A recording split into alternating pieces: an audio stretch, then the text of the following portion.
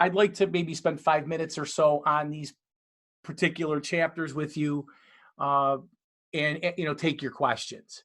Now, uh, I guess we'll just start with the first one. We'll get right into it. Last week we had a chance to talk to each other, just get to know each other a little bit better. But now we're going to get on to the information here. So chapter 1, what are some of your thoughts on that? I guess I'll go with anybody who wants to unmute themselves perhaps, or go ahead and we'll talk a little about straight and flat principle. Touched upon it last week a little bit.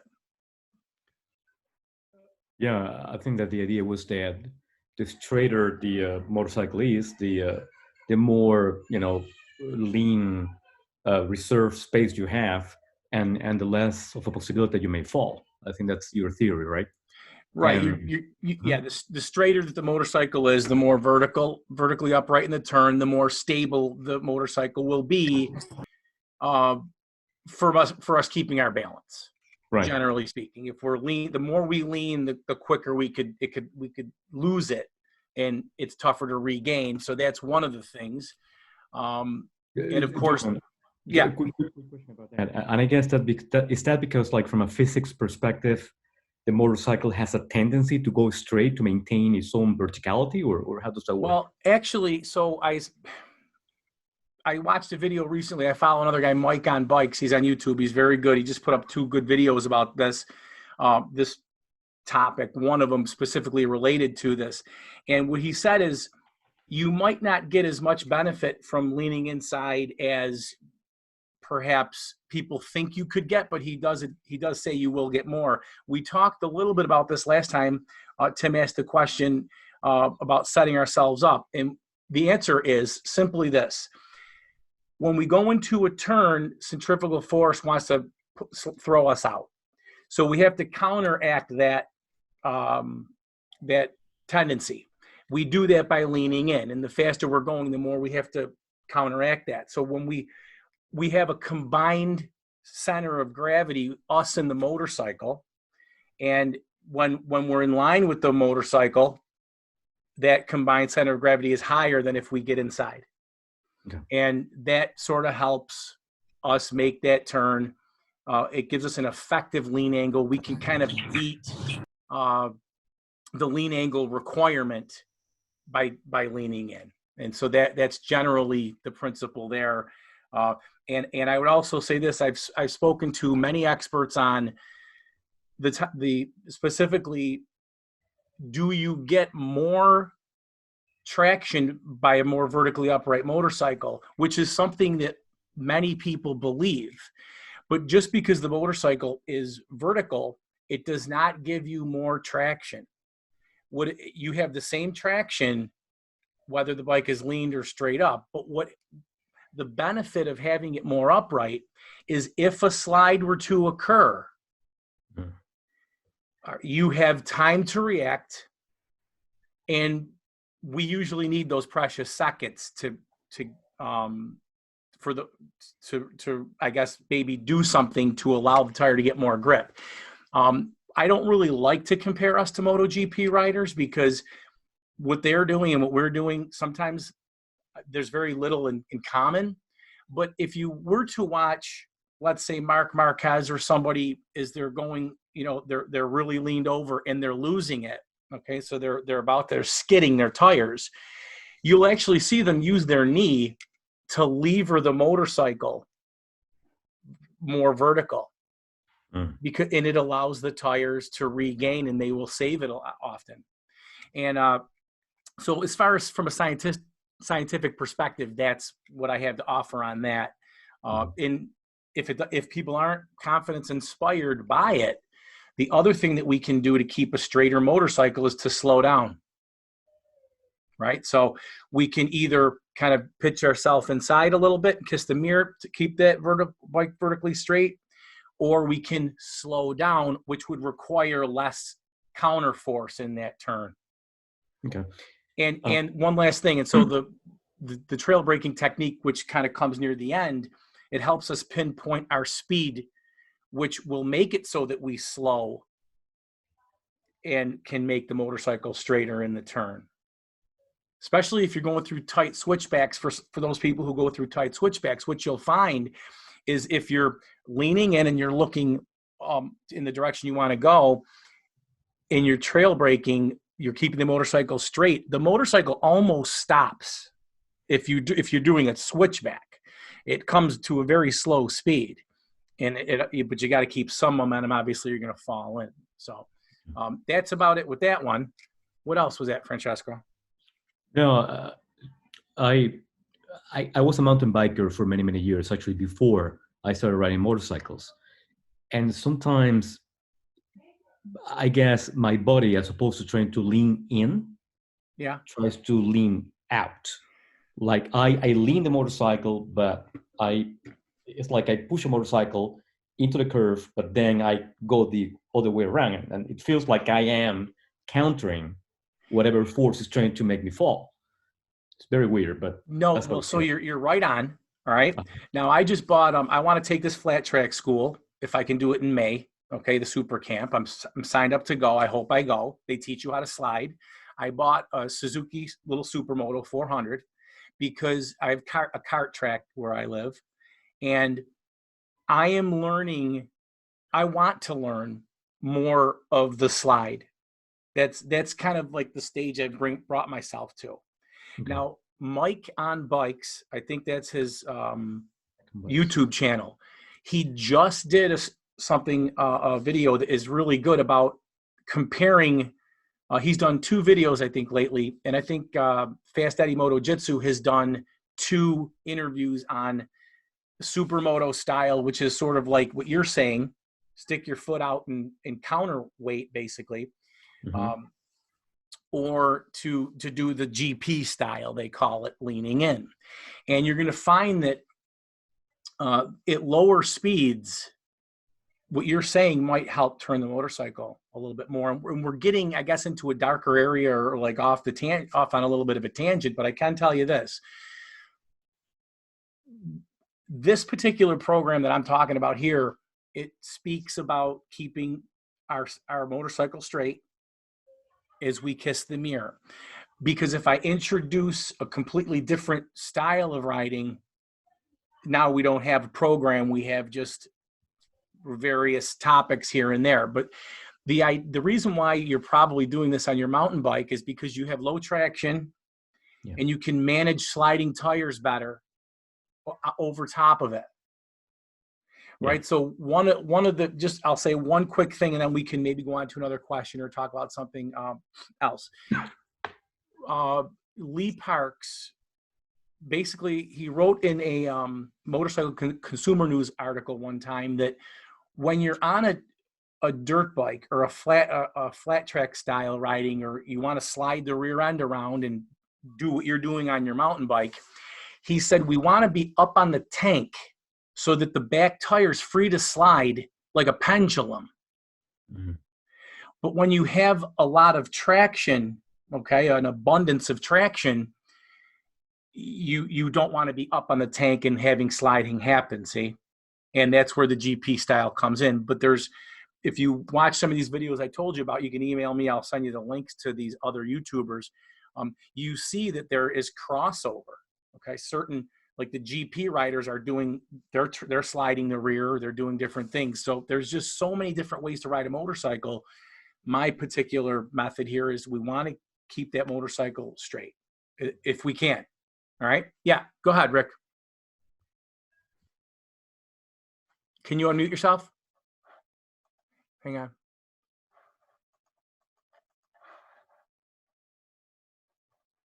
I unmuted you, Rick.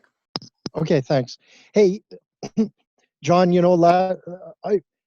I was doing a lot of internet searching on cornering and that, and there's all kinds of ways. You're absolutely right that people are telling you how to corner properly.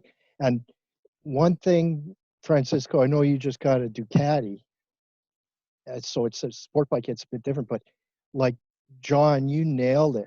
That if you haven't done it, Francisco, get out and try it. This this you say it's a core concept, John, and I believe it now. I'm a firm believer.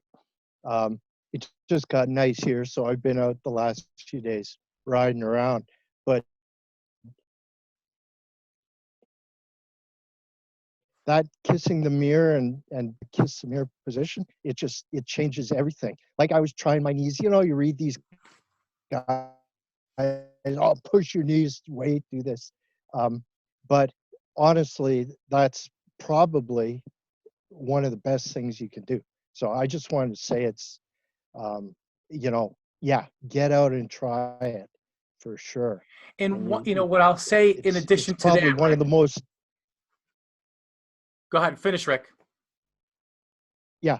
Oh, I thought it was, you know, one of the most important concepts that you were hammering through in your book and your online course. And I'd like to add this too. So when you get out and ride, this is this will help you. All right, really get a feel for what Rick's talking about. If you're on your motorcycle, what I will do in my coaching tours when I have people behind me is I will actually be telling them, we're not using Cenas or anything, but when we stop, I say, you're going to see me exaggerate. So I will really lean in, then I will really lean out. And I tell them to watch what the motorcycle's doing with what my body position is doing. And so what I would encourage you to do, pretty much everybody, just to see where the limits of your, or to see the extremes of what the positioning does is, you know, go down the road and, you know, in a light sweeper, you know, a nice long sweeper, nothing tight, you know, move your face closer and closer and closer and go as far as you can. Then at that point, go as far as you can the other way. You can also do this going in a straight line if you have the handlebars, you know, positioned right with the counter steering and everything. But yeah, you really do have to get out there and try. Now, I'm not saying lean so far that you fall off your motorcycle, extreme. I'm saying go as far as you feel comfortable, because what many riders will do is they'll do this and they think that they're so far over, and it's not a horrible thing. It's just it's harder to envision it in our head. It's easier to just do it and try and see what that motorcycle is doing underneath you. I will also say this. When you do kiss the mirror and you leave the motorcycle over there, at first, some people do find that a little bit odd, a little bit uncomfortable. And especially if you're used to pushing the bicycle beneath you, then you're now trying to unlearn something. But again, you're hopefully you're having more traction on the road and you don't need to have that weight above the motorcycle or above the thing that you're riding. And that, you know, so what do you guys think of that one? Any other final things about keeping the motorcycle straight? Kiss your body again. Kiss the mirror that direction. Do that again. Show us. Yeah, so kissing the mirror is that. Yep. Now. Yeah, I know, but you just do it. Just show me. Yeah, I know what you're talking about. I want you to do it so I can say something. Oh, like this. Do it. Yes. Now look what's happening to the not the hand, the right hand. Look what's happening to the right hand. He's actually, when I do this, I'm actually pressing my motorcycle more upright as I'm kissing the mirror. That is excellent. An excellent point. Because what happens is, if we, in the book and in the course or whatever, I tell you to stand up and then lean in a direction and we can fall forward. Yeah. So what happens is, yes, if you pre-position, and we get to that in the cornering chapter where you pre-position your body, yeah, you have to use your hand, the counter steer in the opposite direction to stay on line. Because what's going to happen is, we know that to initiate a turn, we want to counter steer and press the grip in the direction we want to go, but we don't do that for long because it'll keep taking us in that turn. We set it up, and you're right. is if you're kissing the mirror and you're happy with where you are, press that outside grip, and that stabilizes you through. And it's excellent point that you make there. Because I don't want to drag my parts. I don't want to drag my motorcycle parts. I'd rather drag my knee on the racetrack than on my my parts. So that's why I press out. Yeah. Okay. That's what that's exactly right. And when we talk about pre-positioning our body in the cornering chapter 10, that's exactly what I'm saying for people to do, because when you're pre-positioning, the motorcycle is going to want to veer in that direction. And so we must, to stay on line, press that outside grip enough just to keep us tracking straight until we use the counter steer to tip us in. Now, as a motorcycle rider coach, and I've done Lee Park stuff as well, I find that a bicycle rider finds this difficult because it's counterintuitive to what they've been doing. So it takes time to practice it, but it's really fun once you get it. And it's great. And what's interesting too is that I'm kind of getting into a new world, right? When I'm trying to learn how to ride the supermoto and taking these classes. So I'll have to myself, just like Lee Parks, I know he does a lot of supermoto and dirt riding. And so you have to, I think, learn certain things and then apply them under certain circumstances, which means, Francisco, when you ride your bicycle, you're probably going to want to do the same things you've always been doing on the bicycle, right? You're not going to transfer the method of the cornering confidence to that. So excellent points all around. Fantastic. What about now we're still on the flat. And by the way, it's okay to spend the time on this because they're the guiding principles, right? Now flat has to do with what? Anybody can talk. What are we doing with flat? Trying to minimize what? You're trying to minimize basically the push on the front or the push on the rear of the bike. So it has more to do with braking than anything else. So as you're looking at your front brake, it's going to pitch you forward when you hit it. Your back brake will naturally kind of pull you back. And there are a couple of methods to address it. You can do a slow acceleration with maybe a little bit on the back and a little more on the front, and then kind of a gradual, and that'll keep your bike flat. But then as you find yourself in different scenarios, taking off your back, your front will come up.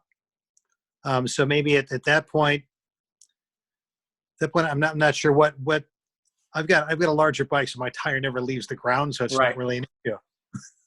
Yeah, what's going to happen on a bigger bike is you won't stoppie, okay? Yeah. On a larger, longer wheelbase motorcycle, you'll just skid a tire. The front will skid before the rear comes up because of the wheelbase is wide. So the general idea is right there.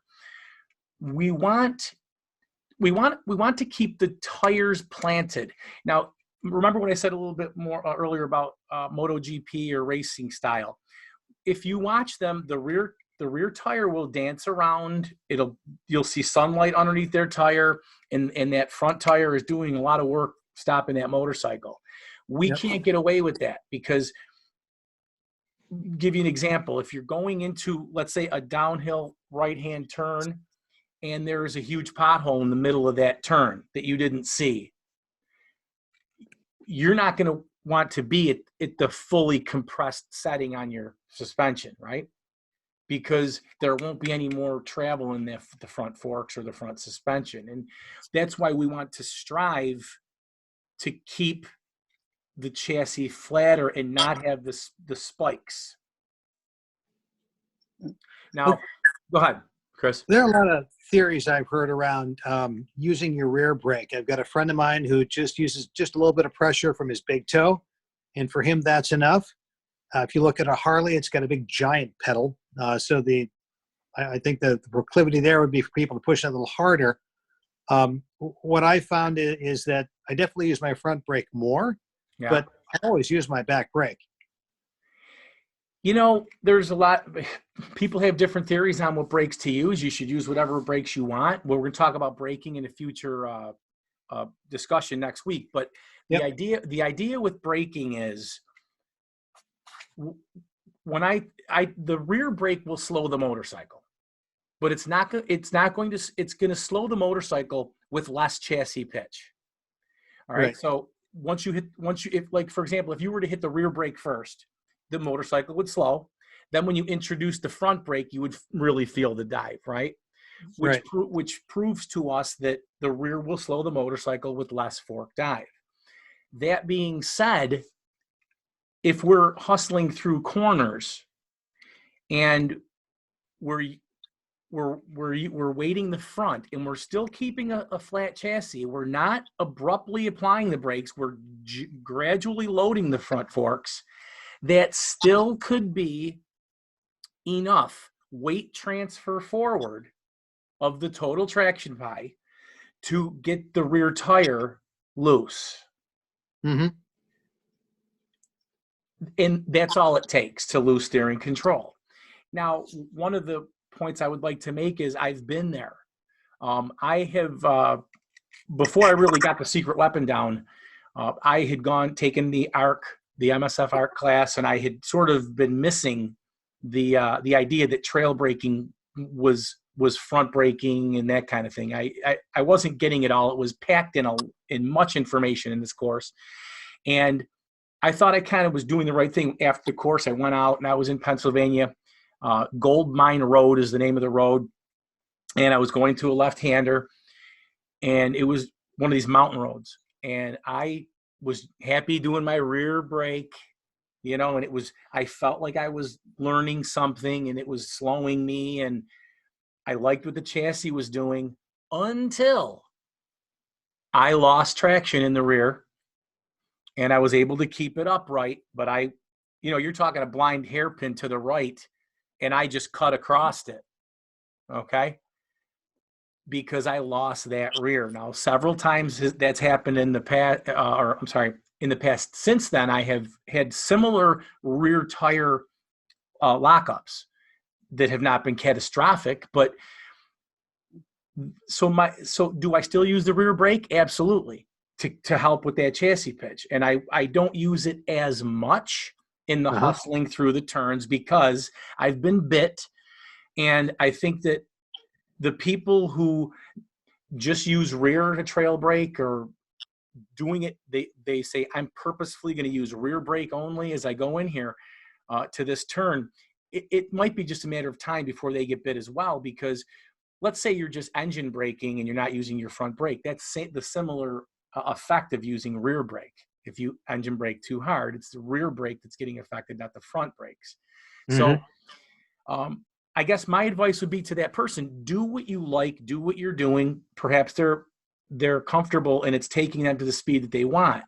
And we'll talk more about braking later, but we talked about the straight principle.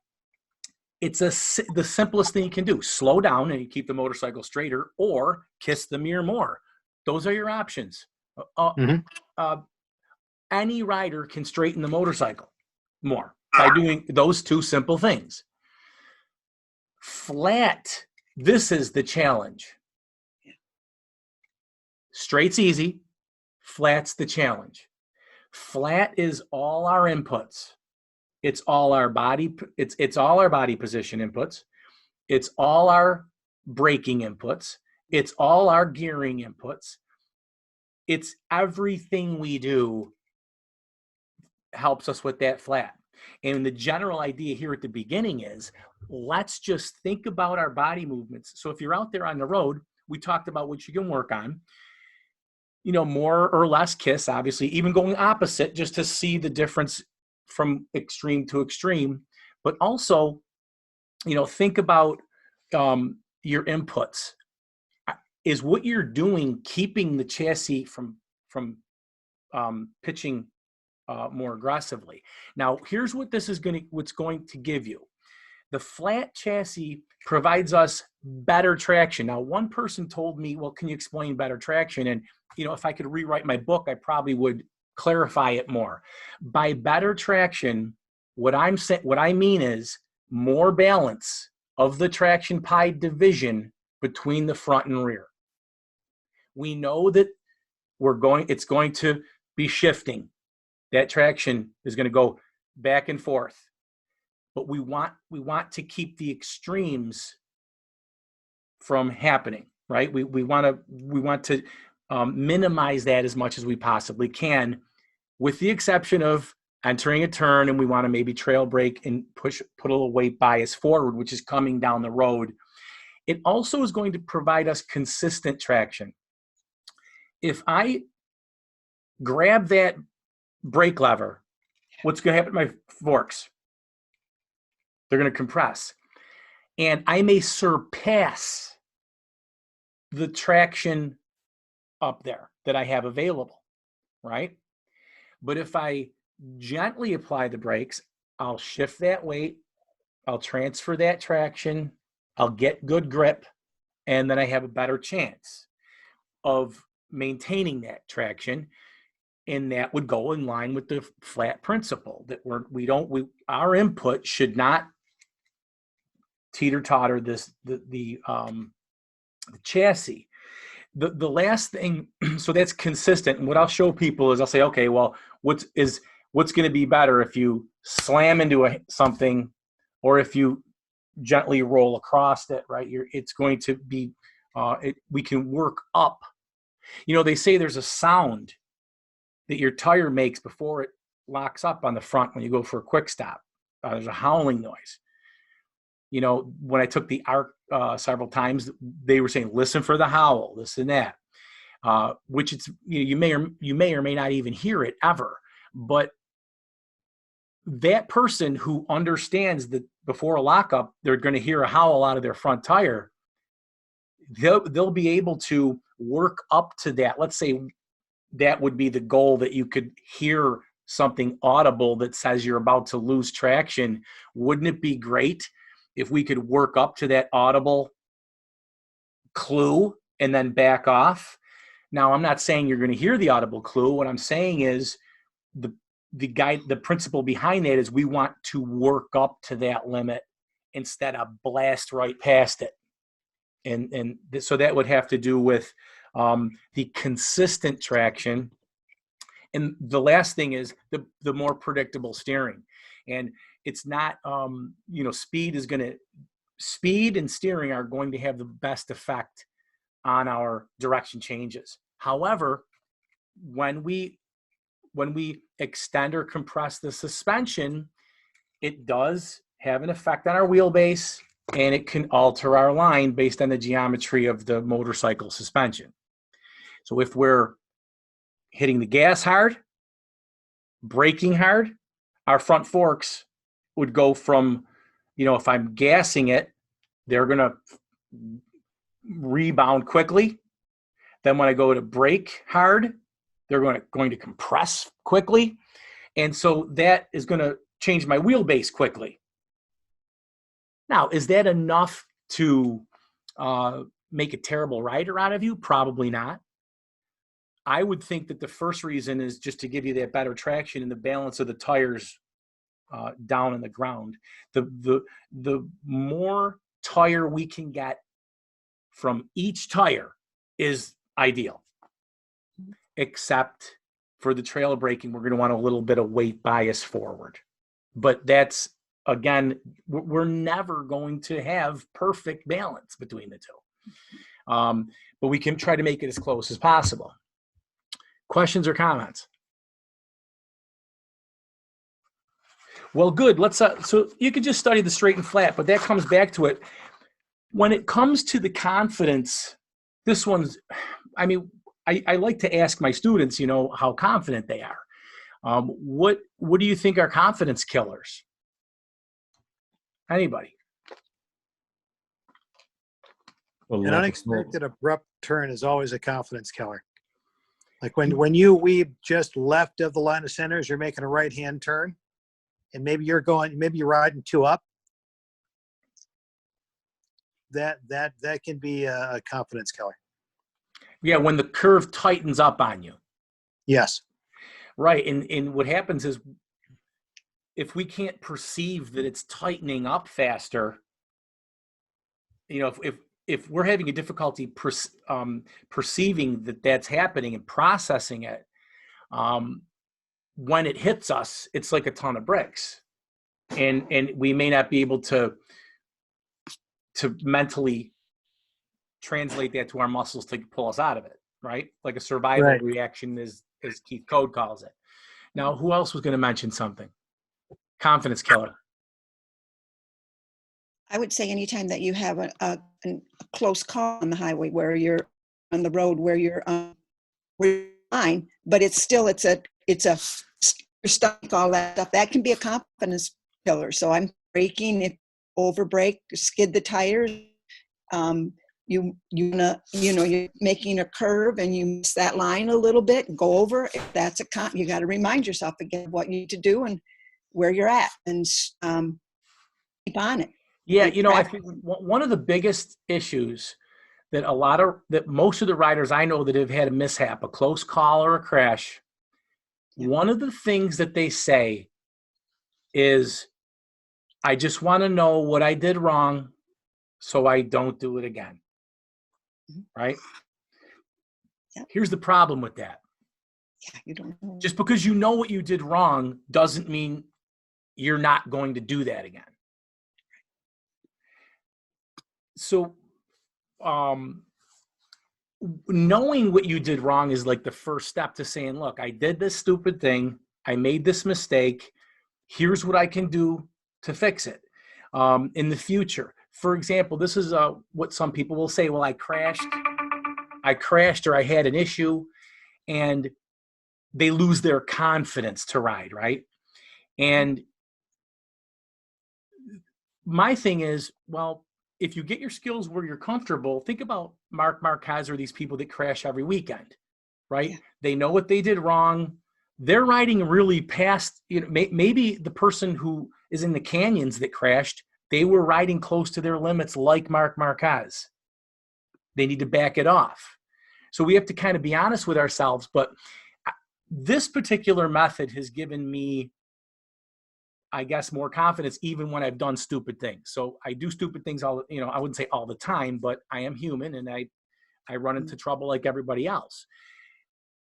Because I have this method that I use, I'm comfortable getting back on the motorcycle and doing what I did right before that problem. Because what I'll talk about in the book is confidence equals knowledge plus experience.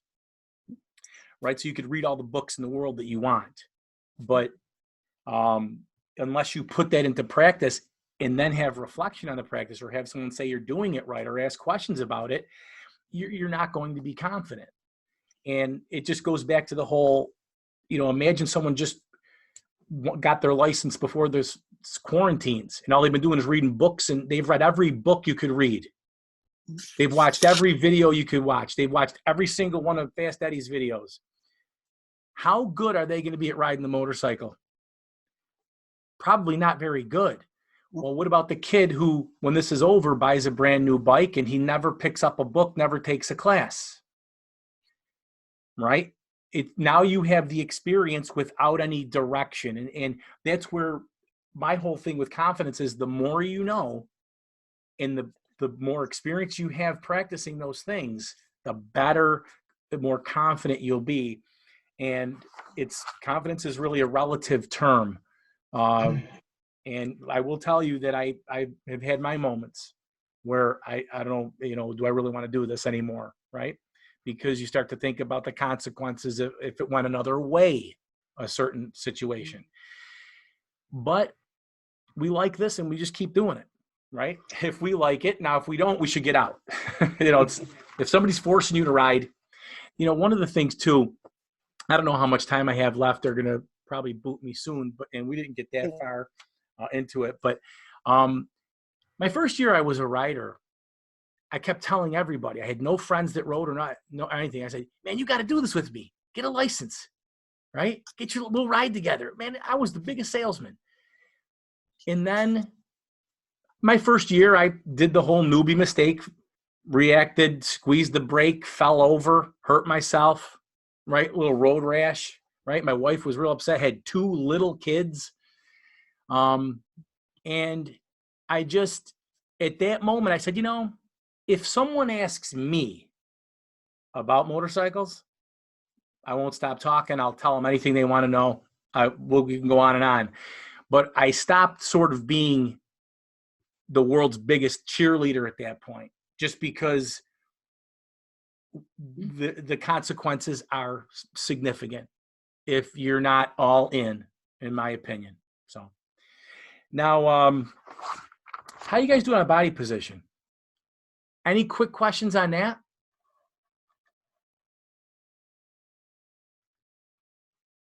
There's many things, the videos and the book and the online course, they really do explain a lot of what I am thinking about when I talk about body position, the things that I do when I'm out there.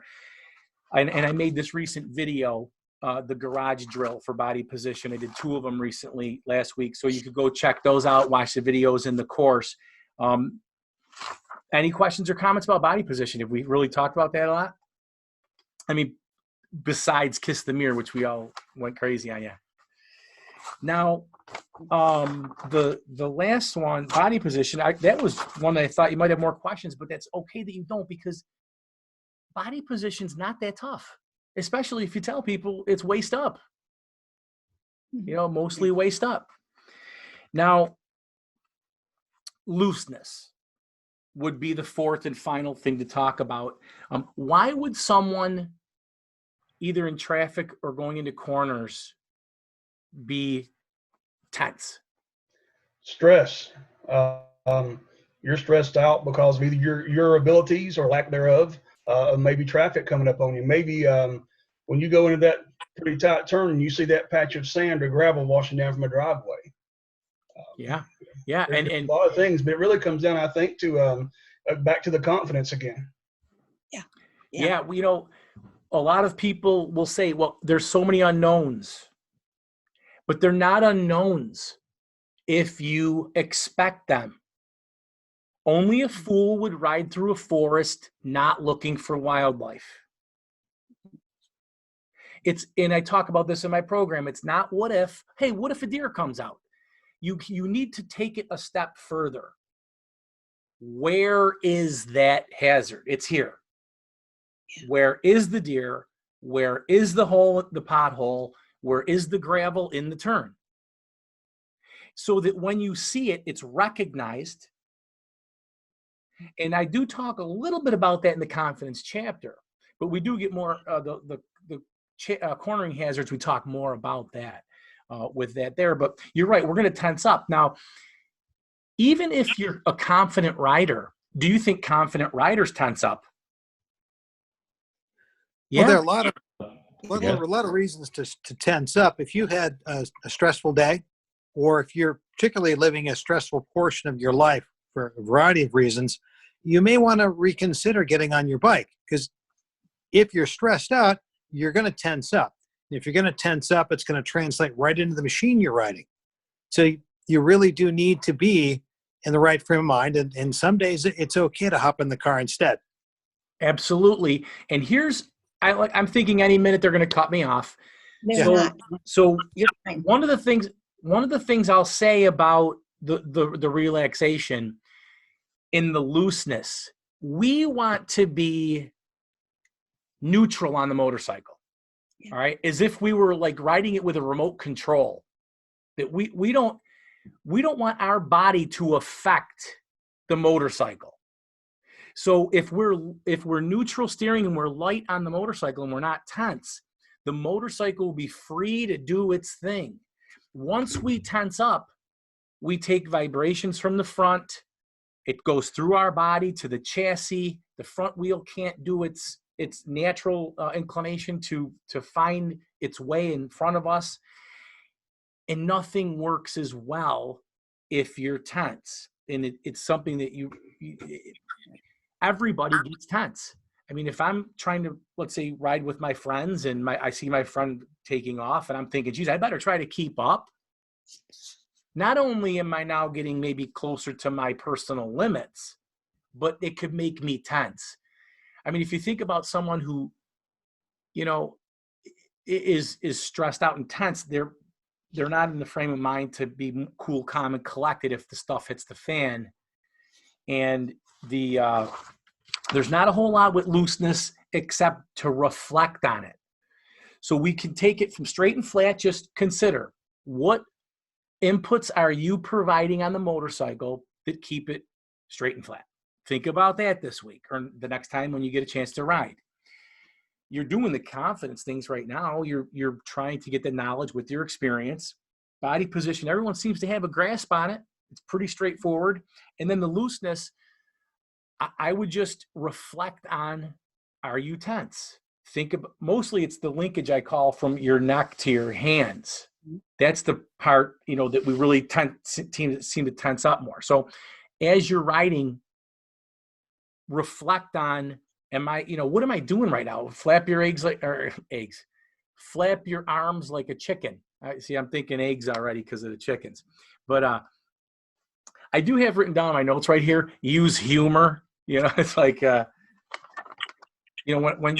when I'm teaching these little Zoom things, I stay so focused that sometimes I don't crack a joke every now and then. So, but usually when I teach in the high school classes, they tell me stop saying the jokes. The kids tell me, so. But I guess that brings me to the close of this particular Zoom. I'll give you a chance to ask another question or two once I just tell you what I'd like to just talk about next week. Again, these Wednesday nights are going to be for the rest of the time here. Braking, throttle control, and smoothness. If you're not that far in the program or the book or whatever, no big deal. But we're going to talk about the braking, throttle control, and smoothness. They kind of go very well together. And these have a direct relationship to the flat chassis. So what else? Any final things you want to talk about? One quick question, John, and regarding body position, actually. I know that you make an emphasis on the book about the fact that Kissing the Mirror is really all about the upper body, right? And then by the same token, you also talk about the lower part, which is buttocks, right? And then you make recommendations about move your tushy around. Yeah. And I didn't quite get that. I mean, what is it you wanted to arrive at? I thought that the idea was to be fixed. It is, right. So, okay. The idea is not to worry too much below the waist. Okay. But if someone wanted to go faster and they wanted to move, like we were talking earlier, the center of gravity more to the inside, they could slide half their tushy off, okay? And that would be more of an advanced thing. If you're not I'll say this: someone who isn't confident in corners, that's moving off the seat to try to make that turn, is missing the point. You know what I mean? Because they should be going. That should be, once you've sort of gotten past what we're teaching in the class here, and you want to take a turn a little faster, and you want to get more straightening principle, vertical bike, that would be the next step if you wanted to. But we're also going to control our speed coming in. And remember, if we can slow the motorcycle, we won't have to lean it as much, and we won't have to force our body on the inside as much. So I would say you're right on. Stick with the above the waist movements. Keep that speed conservative, relatively speaking. And you're going to find I don't encourage people to go fast. You can do these techniques with basic skills and slower entry speeds. Oftentimes people in my coaching tours will say things like, I say, practice this. And then we'll stop at the next pit stop classroom talk. And they'll say, well, we weren't going fast enough. I couldn't do it.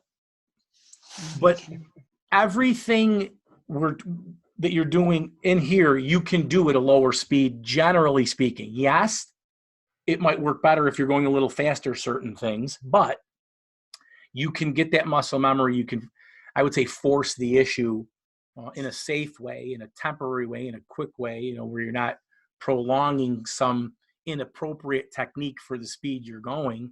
I would never suggest people use a high speed technique when they're going low speed if it were to counter what was safe at a lower speed. All right. And I do know that just when you're learning the brake throttle transitions, which we talk about next time, this can be done just pulling into your driveway, or a high-speed sweeper, or a switchback. It's just transferring from brake to throttle. And that can be done under virtually any situation. Yeah. Okay? So don't worry about below the waist just now, Francisco. Thank you. Okay? What else you got? Anybody? I did the kiss the mirror today when just getting on the expressway. There was nobody out there, so they got that nice curve. Yes. And that was awesome. You know, I've done it before, but it felt good. This is my second time riding this year. I had shoulder surgery in December and haven't been able to ride. And of course, with the weather in Michigan like it is, you just don't ride. But Yeah. it's just beautiful yesterday and today. So Yeah. but there aren't many. I'll also say this. Sometimes when it comes to kissing the mirror, you don't have to. No, I know. It You was know, just I mean, let's say I want to go. Let's say I'm riding, and I want to just keep I'm with my friends, or I'm by myself, or I'm just in some twisties, country roads. I can still choose to keep my chest center line with the handlebars. There's no, you're not better because you kiss the mirror.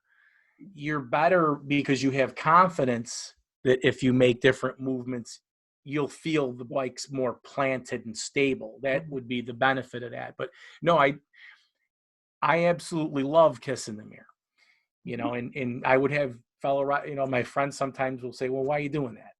Or I'll be doing a coaching tour, and I tell the students, I won't be kissing the mirror this much when I'm riding normally. I'm doing it so you can see what I'm doing from behind 30 feet back.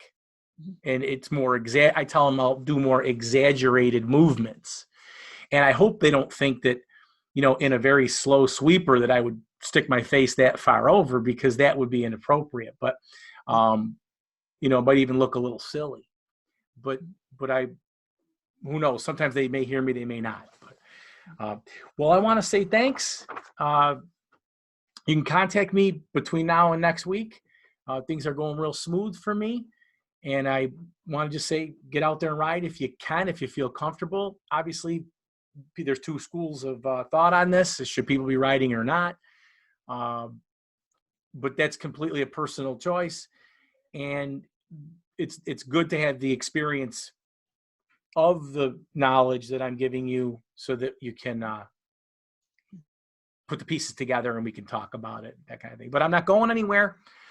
So we could do this again. And actually a person in Europe was saying that this is a tough time for them. Like right now, I guess in UK, it's 2 p.m. or 2 a.m.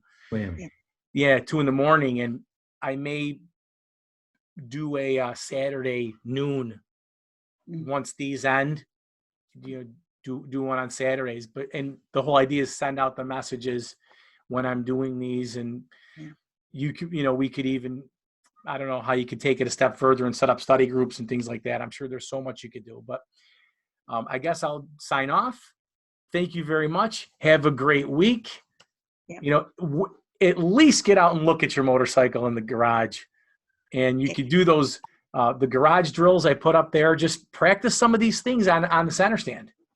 Build that muscle memory. Thank you. Thank you. Good night, everybody. Take care. Thanks, John. Good night. See ya.